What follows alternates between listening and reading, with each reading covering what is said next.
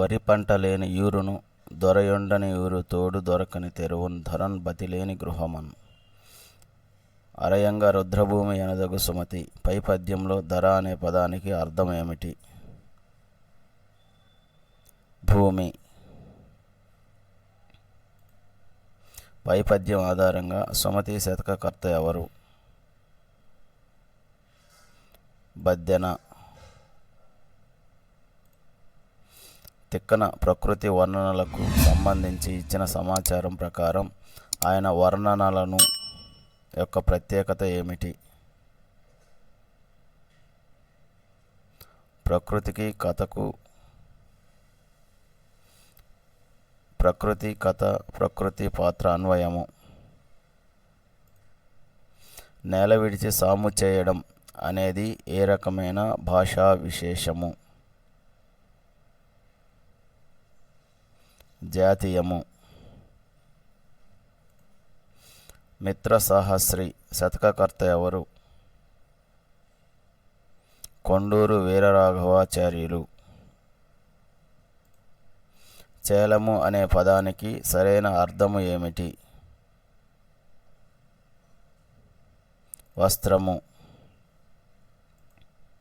ఆశ అనే పదానికి సరైన పర్యాయ పదాలను గుర్తించండి.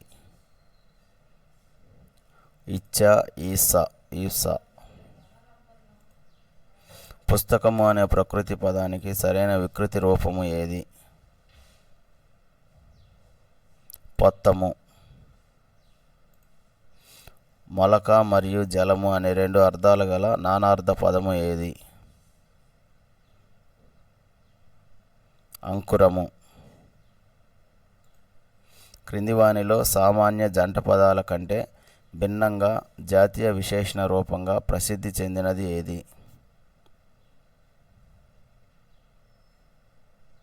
ఈడు జోడు.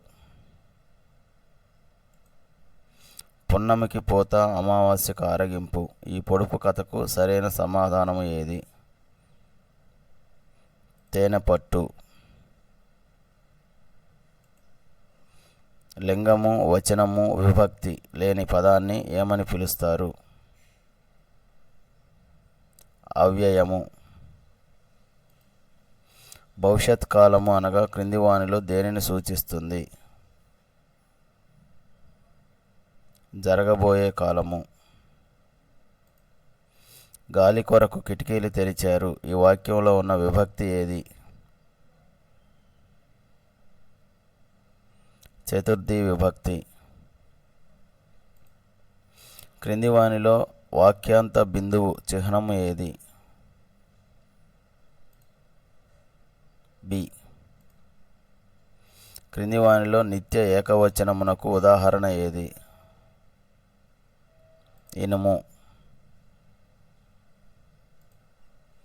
క్రింది వానిలో సంయుక్తాక్షర పదాన్ని గుర్తించండి. పుణ్యము. క్రింది వానిలో పరుషములు ఏవి?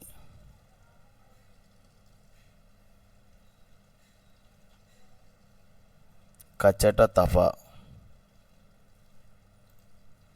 ఏమేమి అనే పదములో ఏ సంధి దాగి ఉంది? యత్వసంధి. భానుదయము అనే పదాన్ని విడదీసిన సరైన రూపము ఏది? భాను ప్లస్ ఉదయము. క్రింది వానిలో ద్విగు సమాసమునకు సరైన నిర్వచనము ఏది? సంఖ్యాపదము పూర్వపదంగా ఉండేది. చిల్లర అనే పదంలో ఉన్న గురు లఘువుల క్రమము ఏది? గురువు, లఘువు, లఘువు. జాతరలోని డప్పు చప్పుళ్ళు ఆకాశాన్ని తాకాయి. ఈ వాక్యంలో ఉన్న అలంకారము ఏది? అతిశయోక్తి అలంకారము. క్రింది వానిలో సంక్లిష్ట వాక్యమునకు సరైన ఉదాహరణ ఏది? శామ్యూల్ పాఠము చదివి అన్నము తిని నిద్రపోయాడు. పాఠ్యభాగ నేపథ్యము, ఇతివృత్తము, పూర్వగాథలు మరియు విశేషాంశాలు క్రింది ఏ పరిజ్ఞానం పరిధిలోకి వస్తాయి? విషయ పరిజ్ఞానము. Bad spelling is the result of bad hearing. ఈ ఆంగ్ల ప్రవచనంలో దాగి ఉన్న ముఖ్యమైన భాషా నైపుణ్యము ఏది? శ్రవణము. చిన్నపిల్లలకు ఆటపాటల ద్వారా విద్యాబోధన చేసే కిండర్ గార్డెన్ పద్ధతిని ప్రవేశపెట్టిన విద్యావేత్త ఎవరు? ప్రోబెల్. క్రింది వానిలో విద్యా ప్రణాళిక వల్ల కలిగే ప్రయోజనాలలో లేనిది ఏది? ప్రణాళికల తయారీతో సమయం వృధా అవుట. బోధన అభ్యసన సామాగ్రి ప్రతి ఉపాధ్యాయుడు తన బోధనలో ఎప్పుడు ఉపయోగించాలి?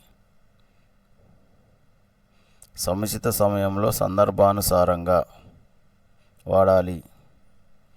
పిల్లల నిరంతర సమగ్ర మూల్యాంకనాన్ని పాఠ్య మరియు సహపాఠ్య విషయాలలో పూర్తి స్థాయిలో అమలు చేయాలని స్పష్టంగా పేర్కొన్న చట్టం ఏది?